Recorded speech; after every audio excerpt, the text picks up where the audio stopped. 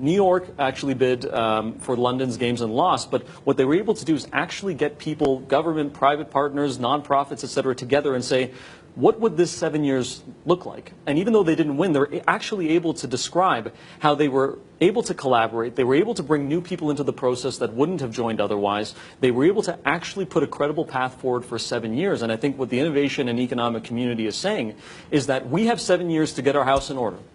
We're going to welcome the world. We're going to collaborate. I want to see in the new Central Library a big whiteboard and all of our innovators, all of our nonprofit people actually coming together and sitting down and saying, what do we want to do? And if that requires us recruiting talent, nothing will do that like the Olympics. Nothing will do that like the $1 billion of free marketing that allows us to sell what is amazing about this city, not just in the winter sports lens, but on accessibility, on access to markets, on livability, on educational attainment and skilled workforce. That is what we're talking about. So if you want to take winter sports aside, if we think we're an amazing city, and if you want to question whether people abroad know that, like the economic community is saying, because we're having such a hard time attracting talent, this is a very credible path forward with $1 billion of free advertising to say, I want you to come to Calgary, not just because of these events, but because this is an incredible city to live in. I want to be able to think boldly. I want to be able to make that case, not just that it's an afterthought or a surprise that people come here and they say, oh, this is wonderful. I want people to long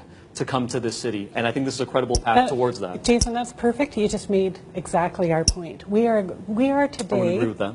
We are today where New York is. If we lost this bid, and decided not to pursue this, we have had fabulous conversations in the last few weeks because of the Olympics. Now I have to. I didn't get to respond. I didn't get to respond to that point. Can I just finish this one point? Real quick. Where New York bid, by the way. Where New York was when they lost the bid, and it had brought people together to really talk about the cities going forward, and that was an advantage. That's where we are today, and we can take that. So I appreciate this process of considering a bid because it has helped people focus and really articulate what we do want for the city. And I think we can do those things that you talked about, the city building things, without the Olympics. Okay.